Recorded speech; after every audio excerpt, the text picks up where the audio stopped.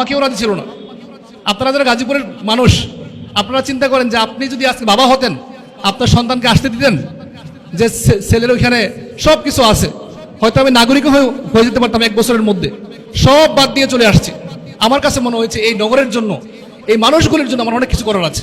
তুরস্কের আজকের প্রেসিডেন্ট, আপনারা সবাই ওনার নাম জানেন, মুসলিম বিশ্বের জন্য সবচেয়ে বড় কণ্ঠস্বর, ফিলিস্তিনের পক্ষে, আমাদের আরাকানের পক্ষে, কাশ্মীরদের পক্ষে রেজেপ তাইয়িপ এরদোয়ান। তিনি তুরস্কে গড়েছেন একটা সমৃদ্ধ শহর দেশ হিসাবে, যেখানে মানুষের শায়েখ বলছিলেন নিরাপত্তা রয়েছে। আমি তুরস্কে 11 বছর ছিলাম। আমি রাত 3টায়, 4টায়, 5টায় একা একা পরিবার নিয়ে সফর করেছি, গাড়ি থেকে নেমেছি।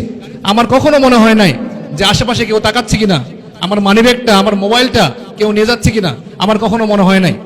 আমাদের এই গাজীপুরে আপনারা যখন চলেন, এই বোটবাজার, এই আমাদের চেরাগালি, আমাদের স্টেশন রোড, টঙ্গী বাজার, আপনি যদি রাত 10টার সময় নামেন, একটু ভয় লাগে কিনা? লাগে।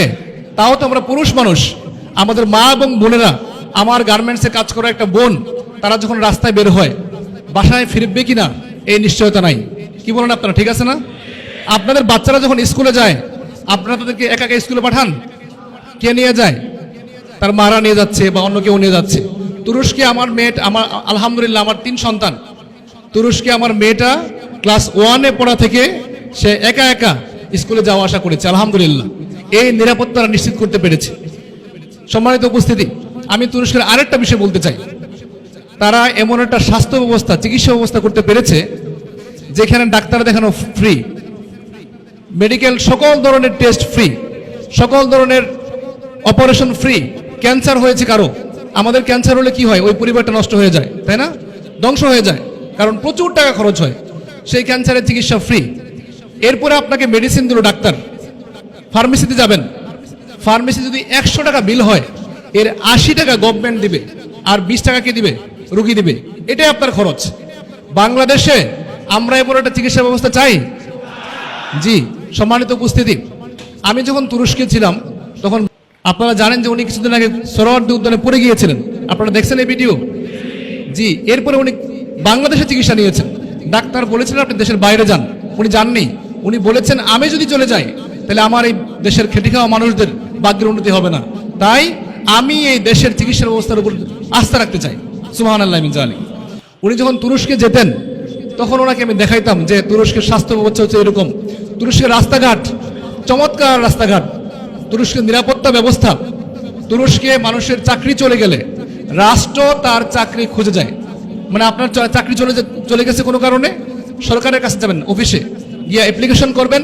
আপনার চাকরি খোঁজার দায়িত্ব কার? সরকারের। আমি যখন আমাদের আমিরকে এই বিষয়গুলি দেখাতাম, উনি বলতেন তোমরা পরিকল্পনা করো বাংলাদেশের জন্য। আলহামদুলিল্লাহ, আল্লাহ আমাদের সুযোগ দিয়েছেন যে আমরা এই দেশটা কিভাবে করতে পারি। এবার যখন গাজীপুর 6, আমাদের টঙ্গী, গাছা এবং পুবাদের একটা অংশ নিয়ে যখন গাজীপুর 6 গঠিত হলো, তখন উনি আমাকে বললেন যে এবার তোমার পালা, তোমাকে দেশে চলে আসতে হবে। সম্মানিত মুসলিম কেরাম, আমি তুরস্কে ছিলাম, একটা ইউনিভার্সিটিতে পড়াইতাম আমার সন্তানটি নিয়ে। আমার ওয়াইফ, সেও গাজীপুরের মেয়ে। আমার 3 বাচ্চা, যেটা বলেছিলাম, সবাইকে নিয়ে আলহামদুলিল্লাহ সুখী শান্তিতেই ছিলাম। কিন্তু আমার কাছে মনে হয়েছে এই জন্মভূমির আমার প্রতি হক রয়েছে, এই মাটিতে আমি বড় হয়েছি, এই আপনাদের পাশে তাবর মিল্লাত মাদ্রাসায় আমি লম্বা সময় পড়েছি, এবং এই রাস্তাঘাট দেখলে মনটা খুব ছটফট করে।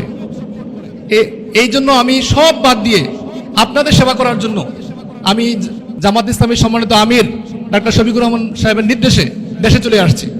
আমি আপনাদের সেবা করতে চাই, এই গাজীপুরকে একটা সুন্দর নগরী হিসেবে করতে চাই। কারণ হচ্ছে আমি বিশ্বের অনেক জায়গায় গিয়েছি, আমি সুইডেনে গিয়েছি, ওইখান থেকে জামা নিয়ে আসছি, জামা বাচ্চার জন্য। বাসায় এনে দেখি আমার ওয়াইফ বলতেছে যে এই বাচ্চা মানে জামার এখানে লেখা থাকে না কোন দেশে হয়েছে, ওইখানে লেখা মেড ইন বাংলাদেশ। আমার কাছে মনে হয়েছে যে এই কাপড়টা হয়তো আমার গাজীপুরের, আমার গাছার কোনো এক গার্মেন্টস কর্মী, আমার ভাই, আমার বোনের হাতের কষ্টের দিয়ে করা এই জামা। সেই বাংলাদেশ পরিচিত হচ্ছে সারা বিশ্বে গার্মেন্টসের ইন্ডাস্ট্রির দেশ হিসাবে। বাংলাদেশে এই গার্মেন্টস ইন্ডাস্ট্রির রাজধানী কোথায়? কোথায়? গাজীপুরে। এটা আমাদের গর্বের বিষয় নিঃসন্দেহে। কিন্তু এই গাজীপুরকে আমরা সেভাবে উন্নয়ন করতে পেরেছি? পারে না। খুব কষ্ট লাগে আমার।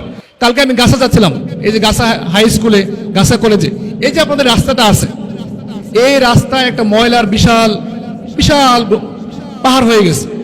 ইসলাম যেখানে থাকবে সেখানে ময়লা থাকবে না, হতে পারে না এটা। তুরস্কের কোথাও আমি দেখিনি যে ওপেন রাস্তায় ময়লা আছে। আমাদের সবগুলো, এই যে বিআরটি একটা হলো, প্রত্যেকটা স্টেশনের নিচে ময়লা আছে। এই যে সাইনবোর্ডে আপনার এখানে আমি প্রত্যেকদিন দেখি ময়লা পড়ে আছে। আমরা চাই একটা পরিচ্ছন্ন গাজীপুর করতে, নিরাপদ গাজীপুর করতে এবং বাসযোগ্য গাজীপুর করতে।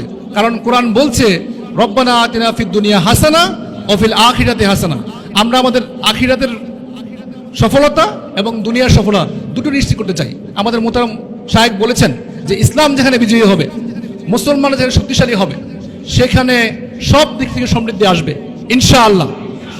আমি আপনাদের খাস করে দোয়া চাই, আপনাদের খাস করে দোয়া চাই, আপনাদের সন্তান হিসাবে। এখানে অনেক যুবক ভাইয়েরা আছেন, আমরা আপনাদের বয়সী, আপনাদের বন্ধু হিসাবে, ভাই হিসাবে আপনাদের খাস করে দোয়া চাই। এই গাজীপুর 6 আসনে আগামী যে নির্বাচন হবে, সেখানে দাঁড়িপাল্লা মার্কায় আমাকে সমর্থন দিয়ে, দোয়া দিয়ে যদি আমাকে রাখেন, ভালোবাসার মধ্যে রাখেন, ইনশাআল্লাহ আমরা এই গাজীপুরের পরিবর্তন করতে চাই, বাংলাদেশের পরিবর্তন করতে চাই। যে এইখানে আমার একটা ভাই, একটা বোন চিকিৎসার অভাবে আমার অনেক কষ্ট হয়, যে ক্যান্সার রোগী একটা পরিবার ধ্বংস হয়ে যাচ্ছে, আমাদের কাউকে আর এই কষ্ট করতে হবে না ইনশাআল্লাহ। আমরা সে দেশ করতে চাই, আপনাদের প্রাণ খোলা দোয়া চাই, পাবো ইনশাআল্লাহ।